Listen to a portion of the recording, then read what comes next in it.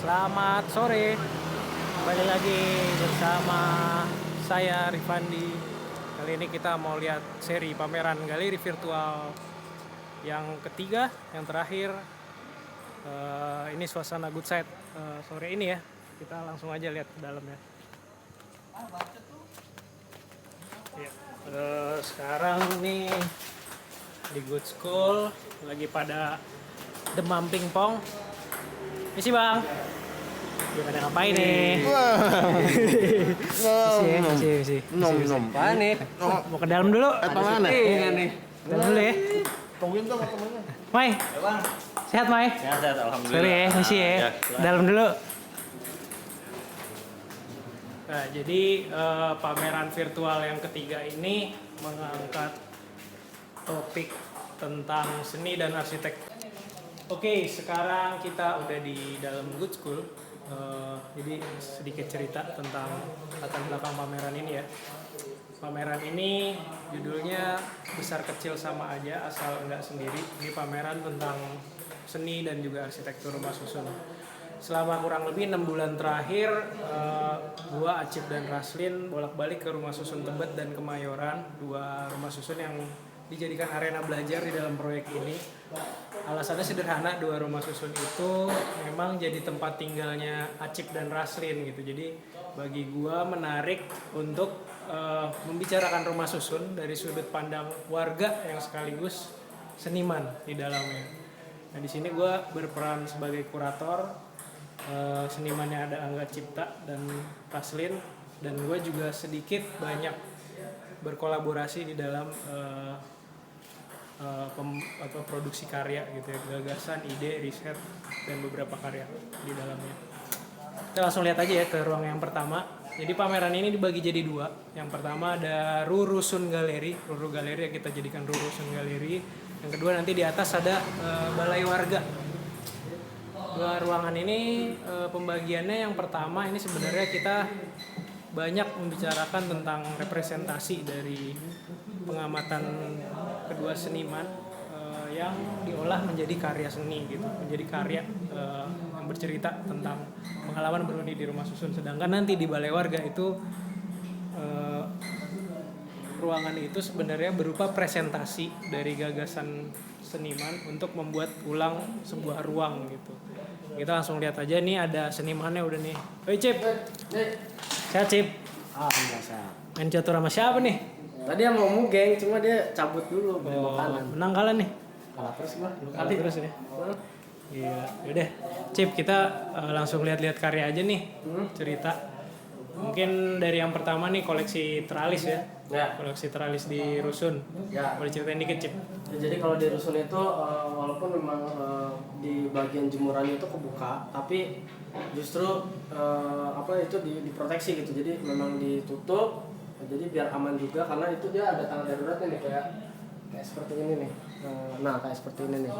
Ada tangga daruratnya gitu. Nah, Di makanya, balkon ya Cip ya? di balkonnya betul. Jadi makanya tapi justru ini jadi identik juga buat tahu rumah si A, si B yang mana. Jadi ini kayak template beberapa teralis dah, dan satu yang paling identik banget gitu. Ini kebetulan namanya Pak Maman, dia suka ngoreksi keris gitu. Nah, ini karya-karyanya ya. Jadi menarik karena meskipun ruang-ruangnya terbatas, tetap ada elemen-elemen yang dijadikan ekspresi identitas pemilik rumahnya di sini. Yang kedua ini ada sebuah karya judulnya Jemuran Memori. Ini kumpulan arsip-arsip yang dikumpulkan orang tuanya Acip terus dipresentasikan ulang dalam bentuk jemuran. Gimana Acip ceritanya? Ini mau ngeliatin ini sih sebenarnya suasana di rumah susun. Waktu awal-awalnya ada tugunya, terus ada juga ruangan dalamnya seperti apa, terus juga depannya nih. Nah, yang paling identik yang ini nih. Karena yang ini, karya ini, foto yang ini tuh memperlihatkan gimana BTN tuh punya slogan nih. Jadi BTN ini bank yang memang khusus ngasih kredit untuk cicilan rumah saat itu. Nah, dia punya slogan besar kecil sama saja asal rumah sendiri gitu. Lucu ya. Jadi kalau di sini disebut asal rumah sendiri itu kesannya ada kepemilikan individu dalam bingkai ekonomi, tapi sebenarnya kalau kita lihat kesehariannya di rusun kita tuh nggak benar-benar merasa sendiri sih, nggak pernah bisa sendiri gitu. Buka pintu aja udah ketemu tetangga, pasti disapa, interaksi. Pasti kalau misalnya butuh apa-apa atau sakit gitu pasti minta tolongnya tetangga gitu. Kayak misalnya yang paling sering sih minta bumbu dapur ya kalau nyokap gua gitu, sama tetangga-tetangga yang lain. Oke, terus ini ada zin yang kami bertiga kumpulkan. Ini ceritanya isinya tuh ya narasi, terus juga kumpulan visualisasi, arsip-arsip visual yang ada di rusun, mulai dari ngomongin kucing-kucing yang berkeliaran, kucing-kucing peliharaan, sampai gosip-gosip tetangga di dalam grup WhatsApp. Pokoknya semua ada di sini nih cerita-ceritanya gitu. Ini judulnya Efeks Rumah Susun. Oke. Nah, terus di sini ada arsip-arsip dari selebaran yang biasanya kita temui di ujung koridor atau di antara jalan mau ke tangga ya, Cip. Ya, biasanya di situ memang ditempelin sih, ini sebagai media komunikasi sebenarnya. Kalau di rusun. Jadi kalau misalnya di sini ada pemberitahuan tentang corona, jadi harus protokoler kayak gimana gitu. Terus juga misalnya transparansi soal duit kas mau dipakai buat beli CCTV. Kayak gitulah, karena buat kejahatan ya, antisipasi. Terus juga ada kurban, terus zakat fitrah, itu juga ada arisan gitu. Dan yang paling lomba burung nih, karena setiap hari Minggu. Ya, setiap hari Minggu dan Rabu. Dan di situ memang di Rumah Susun Dakota, maksudnya di Rumah Susun Kemayoran itu di tamannya memang sering diadakan lomba burung gitu. Jadi dari arsip-arsip ini sebetulnya kita bisa melihat, bisa membaca ulang dalam rentang waktu ya katakanlah misalnya 3 bulan atau 6 bulan terakhir di Rumah Susun tuh ada hal-hal apa aja sih yang terjadi gitu ya, kurang lebih gitu. Terus ngomong-ngomong soal burung nih, Cip, di sini ada satu karya Kandang Kabar Burung. Kandang Kabar Burung. Jadi memang kita coba kayak ngobrol nih sama temen gua, temen lama dan juga penghuni lama di Rusun Tebet. Yang sebenarnya juga ada sih di sini, cuma ini yang lebih aktual aja ya, secara audio tuh lebih dapat gitu. Maksudnya obrolannya yang bener-bener nyeritain keseharian di Rumah Susun lah gitu. Nah, next mungkin kita masuk ke dalam ya. Ya, masuk ke dalam aja ya, kita lihat di dalam. Yang pertama ini ada satu karya yang Acip buat bersama teman kecilnya. Ini peta tentang aktivitas masa kecil, tempat tongkrongan di Rusun Dakota. Ceritain dikit, Cip. Ya, ini karena gue sebenarnya tinggalnya di Dakota 1 nih di depan. Dan sebenarnya Dakota ini luas nih sampai 15, ada 15 blok. Dan kalau secara anak mudanya gitu, kita tuh bagi 2 tongkrongan, depan sama belakang gitu, anak depan, anak belakang. Nah, jadi gue di sini cuma bisa memetakan apa yang terjadi di depan, kayak ya tempat-tempat main bola, tempat-tempat lomba 17-an, rental PS, main segala macam sampai ke ini nih pas udah kenal pergaulan dunia yang lebih dewasa lagi gitu. Dan di sini gue ngajak temen kecil gue sih, namanya Sate, dia kebetulan tinggalnya di Dakota 13 nih. Jadi dia memetakan area belakang dan ya mungkin beberapa di tengah lah, karena gue lebih sering di depan sih, jarang ke belakang, dan dia justru lebih sering ke tengah dan ke depan gitu. Ya, jadi menarik ya, meskipun tinggal di Rumah Susun yang kesannya itu vertikal di atas, tapi justru aktivitas yang muncul di ingatan Acip dan juga teman kecilnya itu aktivitas yang di luar ruangan, yang di tanah gitu, di luar unitnya. Ya main bola, geng motor, main menteng dan sebagainya. Nah, terus ini ada karya lainnya, ini kolaborasi kita buat ngelihat struktur tiap unit Rumah Susun. Nah, ini yang ini Rusun Dakota, tempat rumahnya Acip. Yang ini Rumah Susun Harum Tebet. Ini gimana, Cip, ceritanya? Jadi ini mau ngasih lihat gimana relasi ruang dan tubuh ya. Jadi penghuninya nih ya memang cuma berempat doang, ada nyokap bokap dan adik gua, dan di sini ngasih lihat ada warna-warnanya nih, pergerakannya kemana aja nih setiap orang gitu, area domestiknya. Dan ya di sini memang ada 2 unit sih sebenarnya rumah gua tuh, dan di tengahnya tuh dijebol gitu. Jadi memang karena ya biar lega sih, biar nggak usah keluar pintu depan, jadi di tengah aja gitu. Ya, jadi ini 2 unit yang dijadikan satu. Terus kalau kita lihat di gambar ini ada alih fungsi juga, selain dia mengkonversi ruang, ini selain menggabungkan ruang ada alih fungsi. Jadi ini kamar dibagi dua disekat, terus dapur yang di unit sebelah kanan digunakan untuk area kerja. Betul. Sedangkan kalau Raslin ini kita lihat ada titik-titik intensitas aktivitasnya dia. Jadi ada posisi-posisi yang lebih dominan. Misalnya di sini titik yang besar ini dominasi waktu dalam sehari dihabiskan Raslin di sini untuk kerja dan goler-goler. Terus yang kedua dia suka masak. Terus juga kadang kalau ada teman-teman nerima tamu kalau kita main ke sana ini biasanya ada di area depan dan make up. Ini kalau lihat emang lantai-lantainya tuh sengaja dibebaskan dari barang-barang ya, semuanya tuh portable nempel di lantai, dibikin sangat efisien versi Raslin sendiri. Oke, kita lanjut ke gambar-gambar lu nih Cip yang tentang siasat-siasat warga. Nah ini jadi gue coba mengumpulkan sih apa yang jadi siasat di rumah susun gitu, tapi banyak kan emang dari nyokap gue nih di rumah banget gitu. Yang dari ini gimana pintu yang diganjel sama barbel, jadi biar pintunya tuh nggak kedorong angin dan nutup gitu, dan kadang bikin kaget sih. Jadi diganjel barbel. Terus kalau misalnya jemuran juga ketiup angin, jadinya harus diambilnya pakai apa dan pakai ini kail pancing. Ini nyokap gue yang bisa lakuin. Nah ini juga nih ada tetangga gue yang emang dia nggak dapat akses depan karena anginnya kurang oke gitu. Jadi dia sengaja jemurnya di depan blower AC gitu. Jadi biar lebih cepat kering.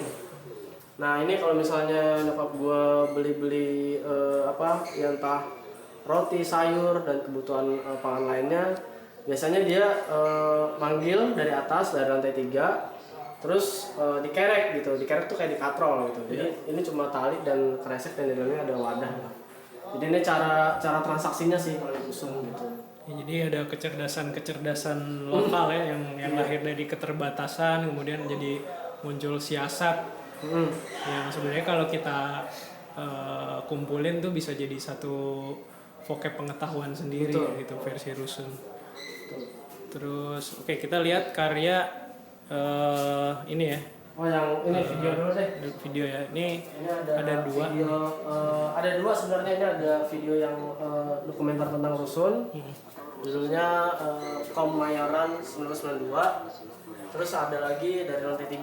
Yang pertama itu gue coba ngasih lihat sejarah secara ruang, secara bangunannya juga, terus bagaimana sejarah keluarga gue tinggal di situ dan seluk-beluknya lah yang ada di situ gitu.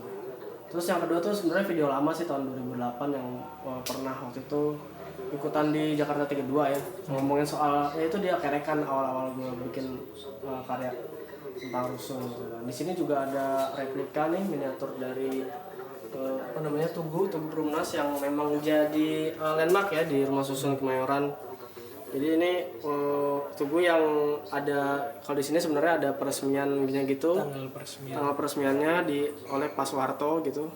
Nah menariknya tugu ini jadinya kalau hari ini meskipun sudah banyak bangunan yang lebih tinggi di sekitarnya, tugu ini tetap jadi penanda ya Cip. Penanda. Jadi orang-orang tuh nandainnya kalau Dakota yang ada tugunya. Gitu. Iya yang ada tugunya di depan taman kayak gitu. Dan ini juga jadi tempat buat misalnya ada acara 17-an, terus misalnya kadang ada yang bikin acara kawinan juga di situ gitu. Terus kalau sekarang mungkin yang ojek online ya, buat titik jemputnya bisa pakai ini gitu. Iya gitu. Nah ini video ini nanti bisa diklik di website, terus ada linknya di YouTube. Soalnya ada tempatnya berantakan. Iya, namanya juga seni Cip. Yang atas nih. Nah ini ada video tambahan lagi nih, ini jadi lebih kayak fiksi lah yang hadir di keluarga gue, karena waktu itu sebenarnya jatah untuk satu rumah itu 2 orang, tapi sebenarnya adik gue masih dalam kandungan, tapi sebenarnya tinggal beberapa bulan lagi dia lahir, tapi kami udah pindah gitu. Jadinya bokap gue harus bersiasat untuk nambahin orang sih di kartu keluarga. Jadinya ditambahin ada 1 orang lagi namanya Anggi. Itu kayak karakter fiksi lah yang ngebantu kami untuk bisa dapat 2 rumah. 2 unit. Ini ada karyanya Raslin nih Cip, orangnya mana ya? Nah, orangnya kita telepon dulu kali ya. Oke, Video call. boleh. Nah, oke kita telepon Raslin kali ya.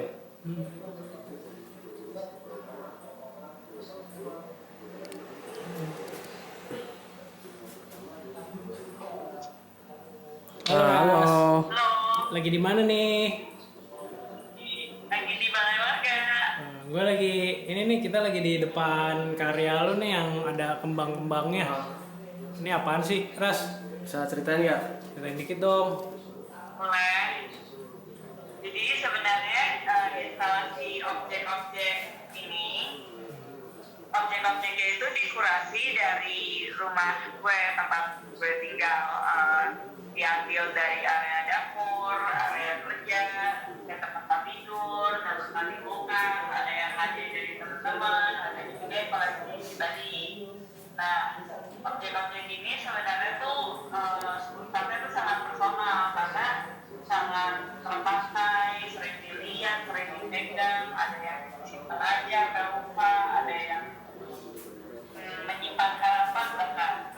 Terus instalasi ini sebenarnya tuh benda-bendanya atas sedemikian rupa supaya memberikan ruang buat membaca pola kehidupan virus itu seperti apa, pola kehidupan gue tentunya, sama juga bisa diinterpretasikan sebagai pembacaan terhadap karakter si pemiliknya. Gitu. Mantap. Jadi misalnya gue ngelihat di sini ada baut, ada karet regulator gas. Ini berarti karakter pemiliknya tuh kayaknya ini banget ya, mekanis banget ya. Itu artinya tuh lebih ke kerja-kerja domestik ya di dokumentasikan. Ya. Terus kita bisa lihat nih di sini ada sketsa pose-pose yoga yang dibikin Raslin. Emang dia anaknya tuh sehat sih, kalau pagi-pagi suka yoga dulu sebelum ngapa-ngapain. Bener nggak sih? Ya kan? Harapannya sih begitu sih. Oke, nah ini ada karyanya Raslin yang kedua. Ini judulnya Tebet Flat Instructions. Jadi kan kita kalau ke IKEA biasanya dapat instruksi buat bikin benda-bendanya bisa dipasang di rumah kita. Nah ini kebalikannya nih, Raslin waktu pindah ke rumah susun karena merasa rumah susun itu ruang-ruangnya terbatas, akhirnya bersiasat bikin objek-objek yang bisa membuat ruang-ruangnya lebih efisien. Nah dari objek-objek yang dibuat itu kemudian dibikin studi ergonominya, malah jadi dibalik tuh. Kalau instruksi biasanya nyuruh, ini instruksi itu justru memberi pengetahuan dari apa yang udah dibuat. Nah nanti bisa diduplikasi di tempat lain gitu. Ya, ini kayak berbagi tips. Ya, terus ini ada koleksi resep-resep makanan Raslin. Memang dia orangnya ini banget sih, jago masak gitu. Mungkin bisa diceritain sedikit, Ras? Apa sih maksudnya resep-resep makanan ini? Jadi resep-resep ini juga sebenarnya tuh resep-resep yang dikurasi, ada kategorinya, makan pagi, makan siang, cemilan, gitu. Dan ini tuh semua resep yang paling sering dibikin di setahun yang lalu karena gampang dan menurut gue enak gitu. Nah ini sebenarnya tuh bukan resep yang sangat fenomenal atau gimana, tapi lebih ke sebagai pemantik karena menurut gue masak itu tuh praktek personal yang sifatnya bisa jadi pengetahuan terbuka juga dan bisa dijadiin sesuatu yang kolaboratif gitu. Iya. Ya memang memasak akhirnya jadi aktivitas yang tidak bisa terhindarkan ya dari hidup di rusun. Kalau nggak bisa masak mah nggak usah jadi anak rusun lah ya. Nah ini ada peta lagi, yang di kiri ini peta titip-titipan kunci. Jadi biasanya kalau Raslin keluar dia nitipin petanya tuh di unit seberangnya juga temennya yang dipercaya di dalam satu lantai. Terus kalau yang di kanan ini ada peta geng-gengan sebenarnya. Jadi karena sebagian besar penghuni rumah susun Tebet sebenarnya ngontrak di sana sejak awal, memang sudah begitu. Akhirnya banyak bermunculan geng-geng baru, gitu ya Ras? Ya, terus lucunya itu di sini adalah ada dua kelompok yang sangat kontras gitu cara bersosialisasinya. yang kelompok merah tuh lebih senang nongkrong di dalam rumah, nutup pintu, ngobrol-ngobrol sama teman-temannya. Tapi kelompok yang biru tuh lebih senang duduk di teras, ketawa kencang-kencang, nyetel musik. Ya, ya, ya. Kelompok yang merah Ya. itu tuh anak-anaknya lebih senang ngumpul-ngumpul di dalam ruang gitu, ngobrol di dalam ruang, tergantung lah mau ganti-gantian di nongkrong di mana. Sedangkan kalau yang kelompok biru tuh lebih senang nongkrong di teras, ketawa, nyetel musik, bisik-bisik gitu. Jadi dua kelompok yang kontras dan berbeda Oke. secara pertongkrongan. Ya. Oke, kurang lebih gitu sih ya kalau ruang yang pertama. Lu lagi di mana nih, Ras? Di balai warga, sini dong. Oke, Maka deh kita kesana ke atas ya. Nah, Nah, ini kurang lebih gitu untuk ruang yang pertama. Ini setupnya juga kita menggunakan bentuk ruang yang diadopsi dari ruang-ruang yang biasa kita temui di rusun ya. Jadi kalau di rusun tuh biasanya memang di lantai paling atas kan udah nggak ada lantai lagi, langsung plafon. Biasanya orang-orang mencoba untuk membuat mezanin sehingga satu unitnya itu terasa lebih luas. Nah ini kurang lebih Roro Galeri yang sebelumnya jadi cuma kontainer kosong, kotak, coba kita bikin, kita siasati biar terlihat lebih luas. Oke, kita langsung ke balai warga aja ya.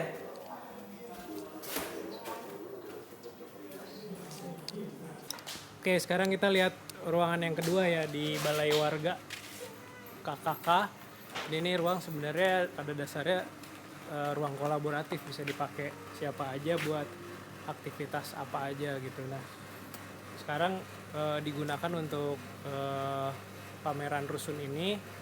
Jadi seniman-seniman dan kolaborator di pameran ini nyoba untuk memproduksi ruang, maksudnya itu kayak ya merenovasi ruang balai warga itu deh, biar bisa lebih nyaman dan bisa memenuhi fungsi-fungsinya yang selama ini dibutuhkan. Ini kembali lagi bersama Angga Cip. Ayo, yuk kita ke atas. Cip.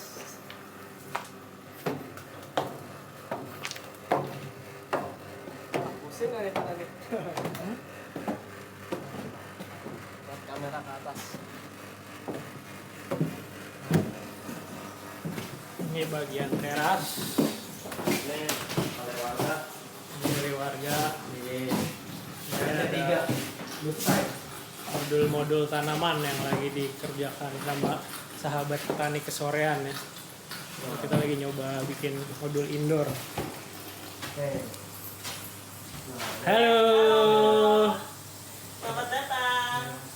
Nah di ruangan ini jadi kan awal mulanya ruangan ini sih agak berantakan gitu ya, nggak teratur. Terus kita punya ide waktu itu diskusi gimana sih cara menampilkan gagasan sebagai presentasi utuh gitu dengan ke dalam bentuk pameran. Ya udah akhirnya kita bikin ruangan aja ya dari kan Kita ngerenov ruang. renov ruang dari yang sebelumnya berantakan terus jadinya kayak gini. Bisa cerita? Mungkin bisa dari mana nih? kali ya. Rasul bisa cerita karena ini. Nah, kalau ini sebenarnya tuh kalau biasa kita ngelihat brand-brand interior yang jualan produk kan sebenarnya mereka menawarkan produk dari brand dia sendiri, khusus dia doang gitu. Nah, sedangkan kalau ini berdasarkan pengalaman produksi ruangnya itu tuh campur-campur. Nah, untuk itu kita coba katalogkan list apa aja sih sebenarnya brand apa aja sih yang bisa dicampur. Ada yang DIY, ada yang dari brand gak jelas, ada yang brand terkemuka gitu. Ini jadi ini sebenarnya foto kamarnya Raslin di Rusun Tebet ya. Betul. Nah, yang tadi kita lihat ada instruksinya di bawah, bentuknya tuh kayak gini. Ini semacam perpanjangan tangan dari katalog instruksi yang pertama sih. Terus udah apa lagi sih di ruangan ini? Ya, dari situ makanya ada ide buat apa ya? Konfigurasi ulang lah kamar ini dan juga nyesuaiin sama kebutuhannya di balai warga. Gitu. Ini misalnya kayak yang di sudut ini nih. Ini kan sebelumnya nggak ada rak-rak buat penyimpanan ini ya, modul-modul tanaman yang belakangan ini kayak banyak nih anak-anak di Good School ngoprek-ngoprek tanaman, termasuk di RT 3 sini, di balai warga sini. Terus ya udah kita bikinin aja tempatnya. Juga nih yang di pojok ini barang-barang yang udah jadi. Terus juga di pojok situ ada tirai buat ngumpetin. Sebenarnya kita nggak punya gudang sebenarnya Cip ruangan ini. Terus gimana ya biar kelihatannya tetap rapih tapi ringkas juga nyimpennya. Terus ini ada jam juga sih sebenarnya yang karena di kakak ini balai warga orang-orangnya cukup ini ya punya teman-teman internasional, jadi ada jam yang di belahan Eropa dan di belahan Amerika, dan kita taruh jamnya di arah selatan karena kita memang ada di bagian selatan, belahan selatan. Belahan yang di sini di barat. Nah terus apalagi ya yang bisa diceritain? Nah mungkin kita lihat ke bawah dulu. Kayak tadi kan sempat ngeliat tuh gimana di rusun Harum Tebet titik yang paling besar adalah yang tempat dia gelar-gelar. Nah mungkin Rasnya bisa cerita nih. Ya, jadi merespon dari ruang-ruang yang udah ada, kan sifatnya tuh jadinya lebih ke apa ya, mengkatalogkan, merekam dalam bentuk ilustrasi. Nah kali ini saya pengen nyoba dalam bentuk yang lebih berbeda, yaitu audiovisual. Coba deh direkam gitu. Kalau di YouTube kan banyak banget tuh vlogger-vlogger yang bikin a day in my life gitu. Nah kalau yang ini kita coba an hour in my life. Batasannya di mana? Ketika kau lihat tipis. Tuh. Akhirnya harus pindah. Harus pindah. Betul. Diam di tempat bisa, tapi ujung-ujungnya harus berserah pada kebutuhan biologis. Terus di sisi lain nih juga ada modul-modul planner selama 1 tahun yang dibuat oleh Raslin. Ini sebenarnya kenapa ditampilkan di sini karena kita tertarik sih gimana sih sebenarnya mengorganisir kehidupan yang rumit ini gitu dari hari ke hari. Karena Raslin tiap hari ternyata nyatetin tuh aktivitasnya, apa yang perlu dilakukan, apa yang diharapkan. Hidupnya sangat termanage.